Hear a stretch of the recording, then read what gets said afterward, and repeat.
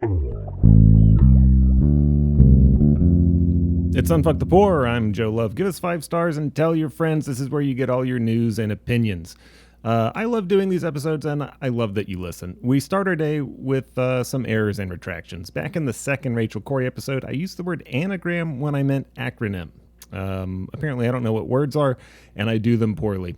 And to elaborate on last week's episode regarding the ideological concept of the freedom of religion, I need to add some clarity. The colonies were interfaith, with the first Jewish settlement in the U.S. being Newport, Rhode Island in the mid-1600s, but the meat of the First Amendment was intended for the Christian factions within the colonies, the Anglican, Presbyterian, Methodist, Episcopalian, and Quaker denominations being prevalent.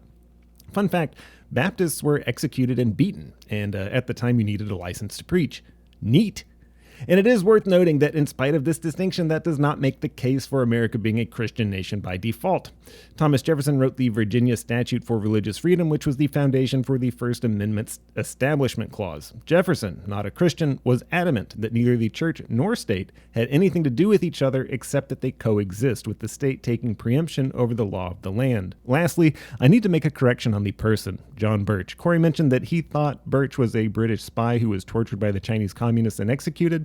Not exactly. Birch was an American serviceman who did work in intelligence, but he was executed by Chinese communists after an altercation at a checkpoint. This was right after World War II. He was a Baptist Christian, I believe. And that brings me to today's episode and next week's episode and several future episodes, because this is going to be a long one.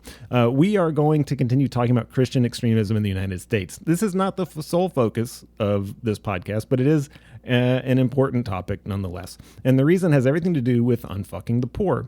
For fundamental Christianity and Christian nationalism, there is correlation between individual salvation and individual responsibility. And that leaves little room for compassion when it comes to marginalized groups. You know, they should pull themselves up by their bootstraps or just not exist. There are deeply entrenched heteronormative, racist, and sexist beliefs that set their worldview, primarily that the light of God shines on straight white men. This would be all well and good if they kept to themselves in their megachurches and tabernacles and revival tents, but they don't. We have past and present members of Congress who proudly label themselves Christian nationalists or who could be identified as such. Paul Gosar, Matt Gaetz, Lauren Boebert, Marjorie Taylor Greene, Dan Bishop, and Mo Brooks, just to name a few. They are boring Republicans who all believe the same thing, or at least they say the same things, so going into their individual beliefs wouldn't be super fruitful. However, what I am interested in is where they get their batshit crazy ideas and how those ideas wind up in the corridors of power. Besides, it is much more fun to get into how crazy church leaders are. Today's episode is on Dr. Peter S. Ruckman. If you don't know who that is, after this episode, you'll wish you still didn't. Now, for Ruckman's life story, I am going to rely a lot on Ruckman's autobiography, The Full Cup, which will be problematic the more you learn about Ruckman. He is an unreliable narrator, to say the least. This bunch of people teach this. They teach that the modern Jew, what you call a Jew, is not a real Jew. That he's a Khazar from South Russia, and he comes from Edom originally, and he's the seed of the Antichrist, and therefore should be wiped out. And the thing that's used for that is a bunch of articles called the Protocols of the Learned Elders of Zion. And that is a document put out by the Catholic Church all around the world, and that's the document that Adolf Hitler got a hold of when he was in Vienna. And that is a teaching that the Jews plan to run the world by bankrupting the Gentiles and corrupting their women and all that kind of stuff. It's a big, long thing. And all the extreme right-wing literature has that stuff in it. That's why you have to look out for organizations like the John Birch Society. Well, the further they get out in the right wing, the more anti-Semitic they get. And they're conservative. Rush Limbaugh is conservative. Of course, he's Catholic. So the further out he'll get, the more anti-Semitic he'll get. The Ku Klux Klan like that. I'll tell you why I never joined the Ku Klux Klan. It's because they're anti-Semitic. And that's the only reason I didn't join. I mean, I agree with everything else they say. Now, when you think of the Bible, what Bible are you imagining? This is a serious question. If you were to wake up tomorrow with a burning sensation deep in your chest that could only be quenched by the word of the Lord, what translation would you use to drown the serpent and wash yourself anew? Do you even know how many translations there are of the Bible? There's the New International Version, the English Standard Version, the New Living Translation for teen girls. There are a lot of different Bibles. If you are a specific kind of Baptist or fundamentalist, you believe in one Bible and only one Bible, the King James Version, or the AV 1611. Not New King James, but the King James Bible. For the King James Version was divinely inspired. It was not the work of man, but that of the Christian God itself. It is without error, and it is the official Bible of heaven. All other translations are heresy. Their readers reprobate sinners and sodomites whose churches are nothing more than whorehouses with crosses tacked over the peepholes. This specific belief has come to be known in Baptist circles as King James Onlyism, or, to an extreme, Ruckmanism, named after the skilled artist and Baptist preacher Dr. Peter S. Ruckman, whose little nod to the KKK we just listened to. Now this is not entirely accurate or all-encompassing. Ruckmanites believe that the King James Version was divinely inspired, though there are other KJV-only believers who think that Ruckmanism itself is heresy. So, let's talk about Ruckman the man. November 19th, 1921, Peter Sturgis Ruckman was born in a Wilmington, Delaware apartment on Franklin Street, second son to John Hamilton Ruckman and Mary Warner Armstrong Ruckman. His brother, Johnny, was 1 year older. Peter's middle name came from his great-great-grandfather, the pirate Old Sturgis, who was hung in Charleston, South Carolina. This is according to Ruckman himself, and there doesn't seem to be an historic record of a pirate by the name of Old Sturgis. Mary Ruckman was from a wealthy family in Pasadena, and John was a third-generation Army officer. Ruckman's grandfather was a West Point general in the Philippines, and his great-grandfather was a West Point general in the Civil War. Ruckman describes his mother's side of the family as mostly alcoholics. His Aunt Catherine died in a house fire when she fell asleep with a cigarette in her mouth, and his Uncle Alfred was an artist who died of alcoholism. Peter's mother, Mary, also drank heavily, though his father, General Ruckman, never drank or smoked, quote, although he would sip a cocktail or two several times a year at social gatherings. The way Ruckman writes about her, he appeared to admire his mother's sister, Margaret Armstrong, who was a wealthy businesswoman in Wilmington and eventually bought a cottage in Rehoboth Beach, which is a popular getaway for some of America's wealthy and elite. Joe Biden has a house there. Ruckman describes Rehoboth Beach, quote, the place today is a haven for queers, end quote. In 1922, the Ruckmans moved to Topeka, Kansas, where John Ruckman got a job as a civil engineer. Now, while they lived in Topeka, Mary, Peter, and his older brother Johnny would make regular summer trips to his aunt's cottage on Rehoboth, where his mother attended a constant stream of cocktail parties from June to August. This is important because Topeka was a dry city, meaning no alcohol. A block away from his aunt's cottage on Rehoboth Island was Deauville Beach, a private beach for some of America's wealthiest families, such as the DuPonts and Proctors. Mary, Peter, and Johnny spent every summer for 15 years on Rehoboth, where Peter's mother would sunbathe and drink and socialize, ignoring Peter and his brother on the beach. Locals would pull the Ruckman boys out of the water when the waves got too rough. Peter would come to be an excellent swimmer, thanks to his summers at Rehoboth. A couple of interesting things about Ruckman's childhood. First, Ruckman has a sister, Marion, whom Ruckman never ever mentions in his autobiography, and he barely mentions his older brother, Johnny. He shares no memories of his sister and scant few of his brother. When Ruckman sat down to write the story of Peter Ruckman, that was about all he had in mind. As a kid, Ruckman had a taste for raw fruits and vegetables. He hated them cooked, and he hated cobblers and pies. Obviously, traits of a psychopath. And he also had a keen eye for illustrations. Quote, Peter found out that he could remember the style of an illustration anywhere from 20 to 40 years after he had seen a picture by the illustrator. He could tell when a cartoonist's understudy took over a strip after the originator died. For example, Seeger for Popeye, Chester Gould for Dick Tracy. The eye for illustration will serve him later. John and Mary Ruckman were Episcopalians, a more liberal Protestant denomination called Satanic by some fundamentalists. In spite of their identifying as Episcopalian, according to Ruckman, there was, quote, not one Bible-believing Christian on either side of the family for 4 generations. What Ruckman means is that the family didn't read the Bible on their own.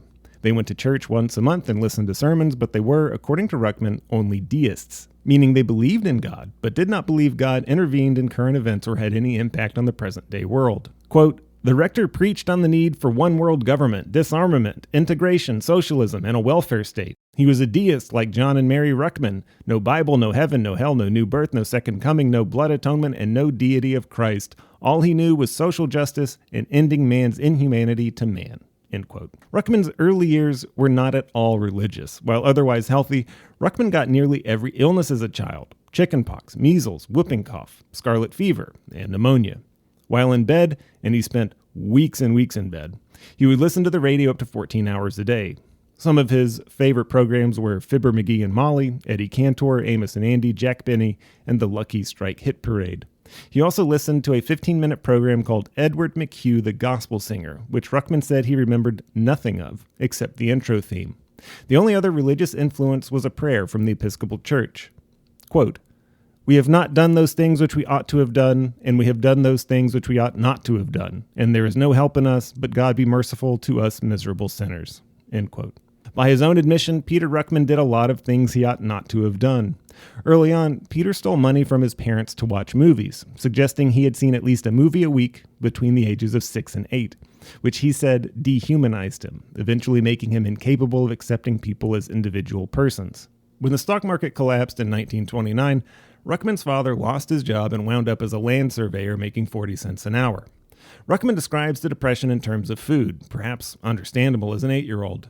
Dinners of lamb and rice and gravy became cheese sandwiches. Breakfasts of toast and bacon became oatmeal. Ruckman missed his raw fruit and wound up stealing his neighbor's apples, cherries, and watermelons. Ruckman describes his childhood as one full of boredom that got him into regular trouble, usually a whipping at school with a wooden paddle, and regular whippings at home with his father's leather strop. During the Depression, Ruckman snuck into movie theaters to keep up his silver screen habit by walking through the ticket line backwards and sneaking in early in the morning while the janitors were cleaning.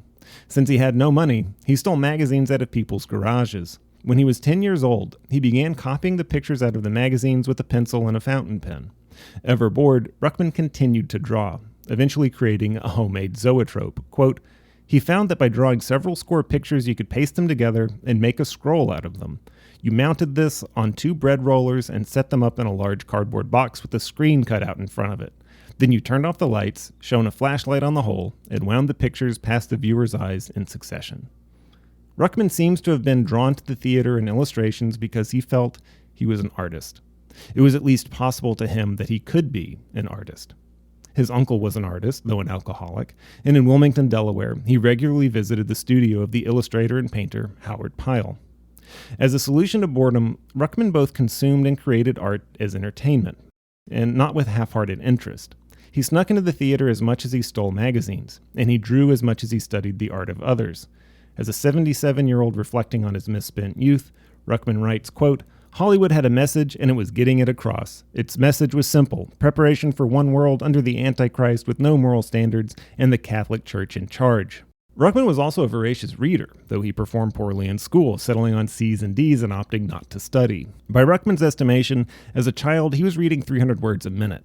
By 21, he was reading up to 700 words a minute. In his boredom, Ruckman tore through literature like he tore through movies. Ivanhoe, The Scarlet Letter, Wuthering Heights, The Decline and Fall of the Roman Empire, Ibsen, Molière, de Maupassant, Faulkner, and Hemingway. But Ruckman was still and always bored as hell. By middle school, Ruckman became somewhat bored with stealing and decided to make money the honest way, by taking dares. For 25 cents apiece, Ruckman would let neighborhood kids drop bricks on his head. This gave Ruckman the reputation as a daredevil, and he began entertaining other ridiculous dares. Possibly the best being that he ate a piece of dead monkey that they stole out of a formaldehyde jar from the middle school biology lab, for which he got $2. Ruckman's hijinks continued into high school, a mix of childish pranks and more serious offenses. And he continued his obsession with drawing and developed an interest in music. In the summers, he got a job as a lifeguard in Rehoboth, and at night he handed out drinks at the beach bar where, quote, he watched the Proctors and Gamble swapping wives, selling Duesenbergs across the table, and passing out on the dance floor, end quote.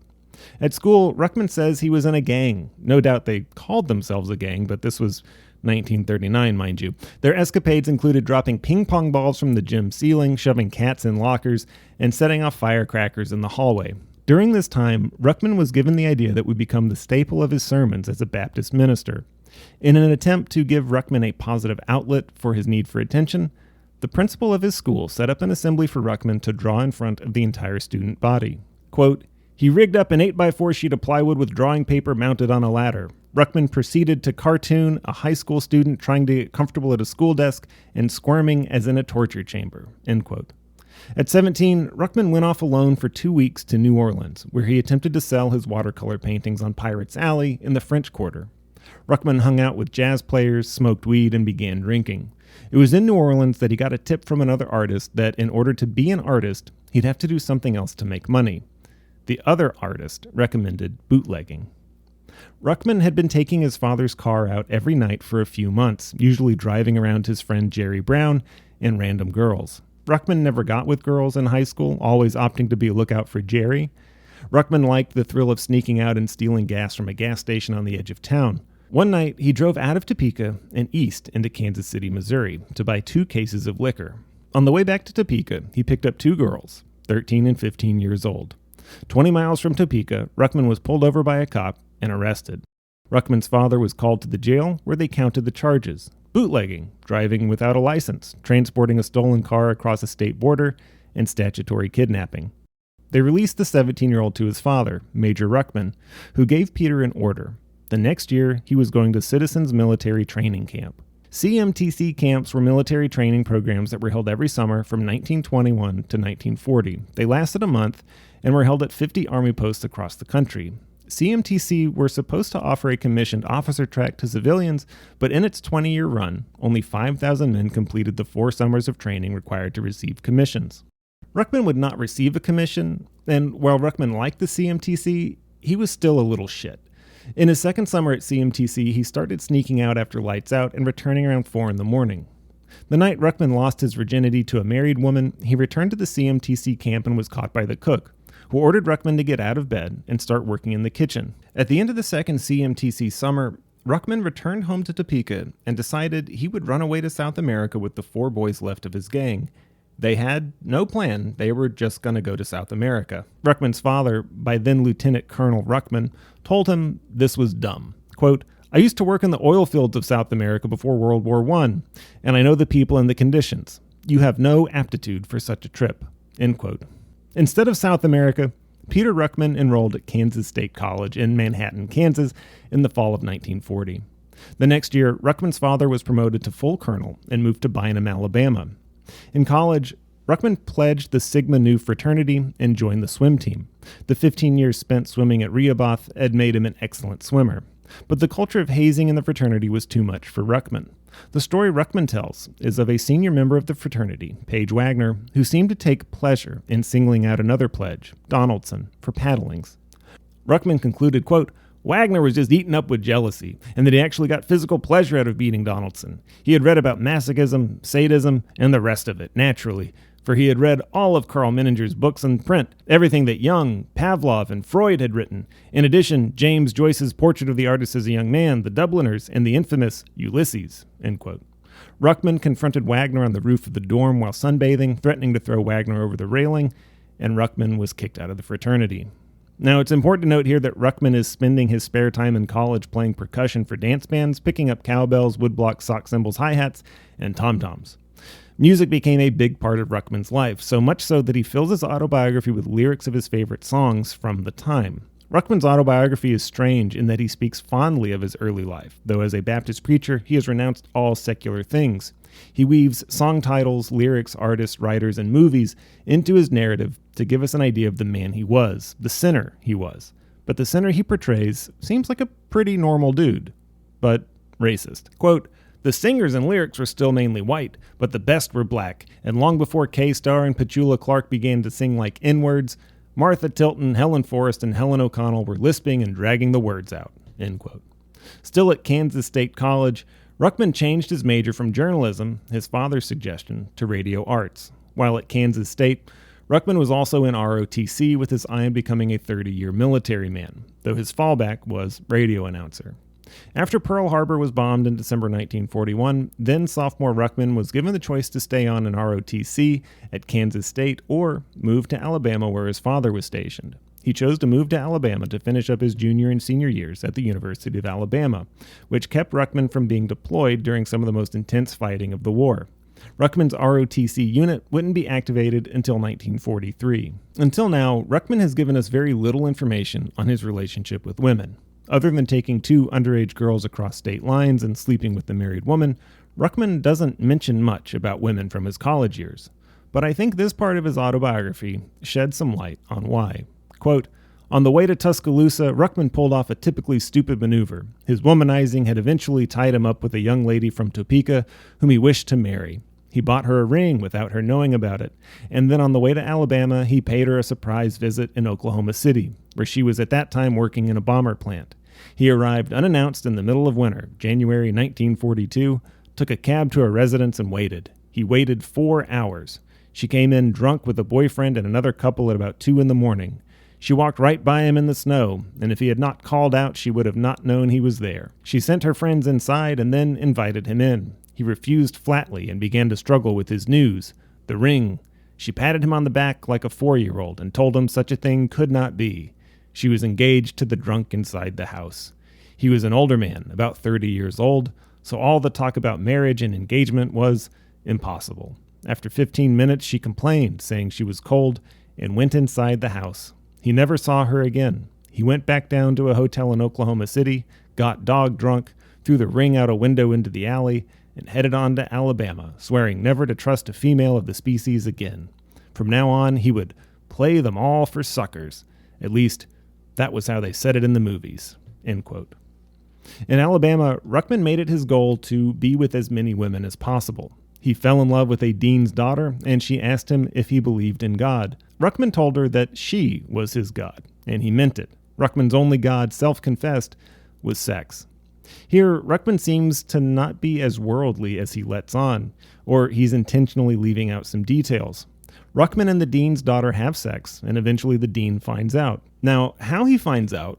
Well, the dean sends his daughter to Mexico for 2 weeks, and then makes her marry a naval officer. If you read between the lines, it's pretty clear that Ruckman got her pregnant, and she went to Mexico to get an abortion. Ruckman doesn't seem to put this together, and Mexico was a major destination for abortion seekers between 1940 and 1960, with border towns like Ciudad Juarez and Tijuana operating without police interference, despite it being illegal. Now, here's where young Ruckman takes a turn from being a little shit to being a big piece of shit. Figuring that he was going to be sent to his death in the war and having no women to fuck, Ruckman decides to marry a girl he'd been seeing for a while, Janie Mae, who was from a Baptist family of 5, 3 girls and 2 boys, whose mother had actually been praying for one of her boys to become a preacher, even sending them to Bob Jones College in Cleveland, Tennessee, hoping that one of them would be called to service. That would never work out. Ruckman chose Janie because, taking the advice from a drifter he met at a flophouse in Salinas, California, she was rich, and he wouldn't have to do anything if he married her. Ruckman says he didn't try to sleep with Janie because he, quote, respected her. Janie's family was pretty typical of a Baptist family from the South. They didn't drink or smoke or curse, and Janie didn't dance or watch movies. Ruckman describes himself at the time as, quote, a beer-drinking, profane, cursing, cigar-smoking artist and dance band drummer from Yankee Land. They were married at night, in secret, in March 1944 at an Episcopal church in downtown Hale County, Alabama, with 2 traveling salesmen as witnesses. In Ruckman's words, quote, Ruckman had him a ready-made, available shack-up anytime he wanted it, end quote. I guess keep in mind that he thought he was going to die in the war, but this is a huge dick move on Ruckman's part. 2 months after getting married, May 1944, Ruckman graduates from the University of Alabama, and his ROTC unit was moved to Fort Benning, Georgia, where he underwent 6 more weeks of infantry training. So the Army is in Ruckman's blood, and he's been doing the ROTC and CMTC thing now for going on 6 years. And Ruckman starts to get really into the infantry training. He feels like he's becoming, finally, a real soldier. No more playing around. Ruckman spends his time in training drawing portraits of his fellow soldiers and sketches of the men at leisure. Ruckman's wife, Janie, sends him a Bible and a care package. Ruckman tosses it in the garbage can. Ruckman completes training and becomes a lieutenant assigned to the 201st Infantry Regiment stationed in Fort Jackson, South Carolina, where he trains infantry replacements. Ruckman will never see combat. In June of 1945, Ruckman's first daughter, Diana, is born in Tuscaloosa, Alabama, and shortly thereafter, Ruckman finally receives combat orders, this time in the Pacific Theater for an attack on mainland Japan. However, after leaving San Francisco and setting sail for Pearl Harbor, the atomic bombs were dropped on Hiroshima and Nagasaki a week apart, and when Ruckman arrived in Hawaii on August 15, 1945, the war was over. But it wasn't a total loss. While in San Francisco, which Ruckman refers to as, quote, the faggot capital of the world, end quote, Ruckman cheated on his wife of 1 year, and now that he was in the Pacific, ready for action, he wanted to, quote, sample the Orientals if he ever got there. From Pearl Harbor, Ruckman and his detail sailed on the merchant marine ship the Cape Mendocino, which took 5 weeks to reach Manila. Ruckman spent his time on the ship reading all the field manuals he could find, first aid books, automatic weapons, the rifle squad in the attack, spotting enemy aircraft, military ceremonies, until his unit arrived in Luzon, the largest island of the Philippines. Once in Manila, Ruckman's platoon was taken by rail up through Angeles to Clark Field, where Ruckman was assigned to train Filipino soldiers in unarmed combat. And finally, the Army blood was flowing. Ruckman seemed to excel at his job, with the commanding officer writing, quote, this man is unusually sloppy and dirty for an officer, but he is a natural-born leader and his platoon will follow him anywhere, end quote. But again, the old Ruckman started to come out. Ruckman got bored. He frequented the Angeles city bars outside the base and had this to say of one of his nights out, quote, Filipino women, plenty of them, left and right. Riot at a dance hall out by Clark Field where paratroopers showed up with Tommy guns and blew away some blacks who were getting thick with the senoritas. Night after night, beer and women, married or single, it didn't matter, end quote. What Ruckman is leaving out is that those women were prostitutes, Fields Avenue being in the center of the Angeles City red light district just outside the airfield. While in the Philippines, Ruckman watched as surplus military equipment, radios and trucks, were destroyed and decommissioned. Ruckman saw this as an unnecessary waste and began running surplus equipment at night to the Hukbulahap, a Filipino communist guerrilla group. The thrill of doing something but what he was supposed to do gave him a real hard-on. While in the Philippines, the old Ruckman came out yet again. Depression and restlessness all over again. Ruckman winds up in a fistfight with his commanding officer and ruins his chance for a promotion. But Ruckman doesn't give a shit. By his own admission, Ruckman was searching for something he couldn't put his finger on. He studied palm reading, necromancy, phrenology, black magic, ESP, astral projection, and transcendentalism. How deeply he studied, he doesn't say. But eventually, while stationed in the Philippines, Ruckman settles on Zen Buddhism and goes full bore into that like he had with movies, music, and art. Ruckman still wasn't happy, but he felt that Zen Buddhism at least offered him a chance at clarity and peace. In 1946, Ruckman decides not to return to Alabama to be with his wife and daughter. Instead, he writes home and tells Janie to pack a trunk and bring their daughter with her to Tokyo, where he will be stationed next. And he actually does make an allusion to this later in his autobiography, where it's pretty clear that even though he sent the letter, Janie refused to come. When Ruckman makes the decision to re-enlist, his commanding officer becomes the first person that Ruckman can recall to actually, quote, pull a Bible on him. You know, if you completely ignore the fact that his wife had sent him one while he was stationed in Alabama. Ruckman's commanding officer was First Lieutenant Self. He was, quote, 6'1" and sported a campaign hat, a handlebar mustache, and was usually seen with a real live monkey on his shoulder. He wore a brace of 45s, of which he said, quote, I've only shot 2 things with these pistols, a German and a pancake, end quote. When Lieutenant Self heard that Ruckman had re-enlisted, he brings Ruckman a King James Bible and tells him to read it since he's such an avid reader. Ruckman dismisses the Bible as baloney. The Catholic chaplain then tries to convince him to go home too, telling Ruckman that God wants him to be with his family. Family comes first, country comes second.